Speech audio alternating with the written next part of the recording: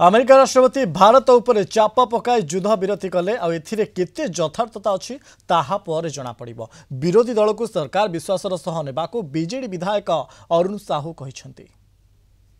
समस्त जनसाधारण एवं समस्त विरोधी दल एक स्वर रे सरकार को समर्थन कले एवं सरकार मध्य निष्पत्ति नेले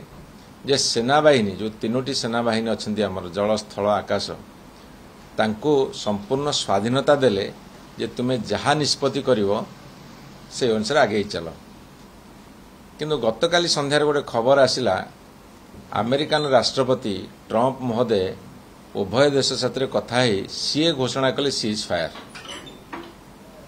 कथा होची सी घोषणा करवा केते दूर यथार्थ कि यथार्थ नुहे से संपर्क में मोर विशेष टिप्पणी दबार नहीं से परवर्ती समय कह किंतु काली जितेबले घोषणा करागला सीज फायर बा युद्ध विरति तापर पुणी आम देश उपर किसी ड्रोन आक्रमण होती बोली वैदेशिक व्यापार सचिव एवं सरकार मध्य कहले। तेणु एथुरु गोटे कथा स्पष्ट होची जे देशवासी बर्तमान बुझी पारुना युद्धर स्थिति कोठी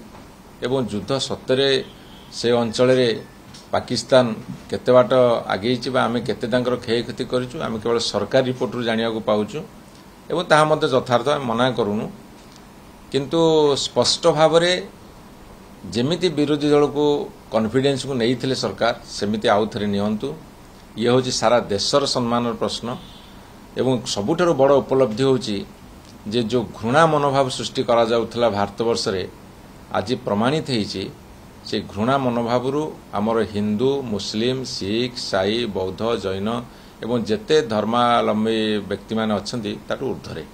जेतले भारतीयतार कथा आसुची जेतले भारतवर्षर एकतार कथा आसुची जेतले भारतवर्षर सम्मान ऐतिह्य परंपरा अखंडता एवं सार्वभौमत्वर कथा आसुची सेतले आमे समते समर्पित एक कथा सारा देश में प्रमाणित हो जाइछि।